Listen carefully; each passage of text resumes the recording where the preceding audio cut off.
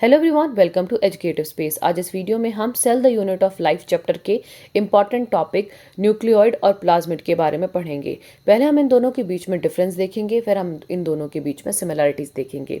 तो सबसे पहले बात करेंगे डिफरेंसेस की। आपने इसी फॉर्म में इसको याद करना है ताकि आपको याद रहे इजीली, क्योंकि हमें बहुत सारे नीट में जो क्वेश्चन आते हैं इन दोनों को कंपेयर करके आते हैं।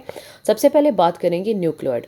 न्यूक्लियोइड हर एक बैक्टीरिया में प्रेजेंट होगा, क्योंकि न्यूक्लियोइड एक तरह का सर्कुलर डीएनए है जो कि प्रेजेंट होता है आपके पास, ठीक है, बैक्टीरिया में। और यही उसका जेनेटिक मटेरियल है जो कि एक जनरेशन से दूसरे जनरेशन में पास होता है।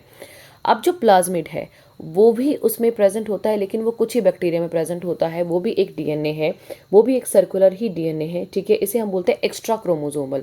हम क्या करते हैं, जो बैक्टीरिया का डीएनए उसे क्रोमोजोम मानते हैं, और जो क्रोमोजोम के अलावा यानी उसके अलावा भी जो डीएनए प्रेजेंट है उसे हम एक्स्ट्रा क्रोमोजोमल डीएनए बोल देते हैं।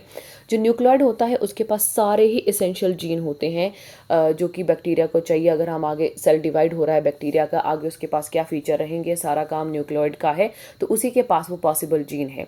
प्लाज्मिड के पास एसेसरी जीन्स होते हैं। बेसिकली एसेसरी जीन्स वो होते हैं, इनको हम सेकेंडरी जीन भी होते हैं, मतलब ये बैक्टीरिया में नहीं भी होंगे तो इनका कोई फर्क नहीं पड़ने वाला, तो ये ऐसे जीन्स होते हैं। उसके बाद हमारे पास आता है जो न्यूक्लियोइड, उसकी सिर्फ एक सिंगल कॉपी ही प्रेजेंट होती है, यानी आपको एक बैक्टीरिया में सिर्फ एक ही न्यूक्लियोइड देखने को मिलेगा। लेकिन अगर हम प्लाज्मिड की बात करें तो बैक्टीरिया में बहुत सारे प्लाज्मिड हो सकते हैं, तो ये आपने ध्यान में रखना है। अब हम न्यूक्लियोइड को क्रोमोजोमल डीएनए के नाम से जानते हैं, और जो प्लाज्मिड है उसे हम एक्स्ट्रा क्रोमोजोमल डीएनए के नाम से जानते हैं। अभी हमारा जो न्यूक्लियोइड है ये सेल्फ रेप्लिकेशन नहीं करता।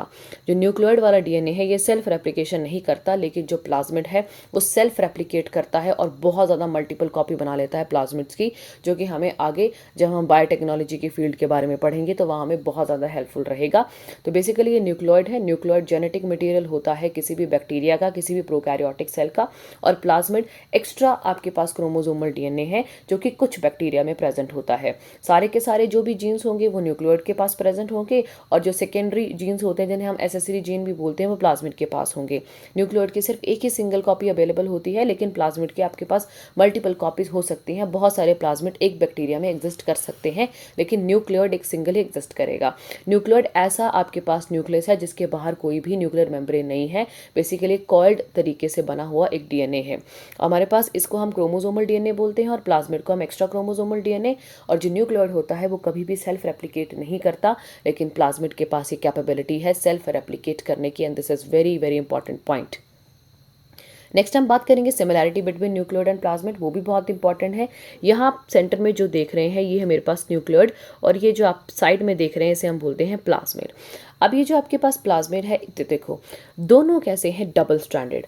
ये जो बैक्टीरिया का डीएनए या प्लाज्मिड होता है दोनों के दोनों हमारे पास डबल स्ट्रैंडेड होते हैं। और आप एक चीज़ देख रहे हैं, ये सर्कुलर फॉर्म में एग्जिस्ट कर रहे हैं, तो दोनों ही डीएनए हमारे कैसे हैं, सर्कुलर डीएनए हैं। दोनों के ऊपर ही जीन प्रेजेंट होते हैं, और इनके पास दोनों के पास भी कोई भी मेम्ब्रेन नहीं प्रेजेंट है, तो ये भी एक इंपॉर्टेंट टॉपिक है। और ये दोनों के दोनों साइटोप्लाज्म में प्रेजेंट होते हैं, तो इनके बीच में सिमिलरिटी है, डिफरेंस हमने पहले डिस्कस किया। अगर आपको ये वीडियो हेल्पफुल लगी है तो इस वीडियो को ज़रूर शेयर करें। चैनल पर नए हैं तो चैनल को सब्सक्राइब करें, और आने वाली वीडियो की नोटिफिकेशन के लिए बेल आइकन पर क्लिक करें। Thanks for watching.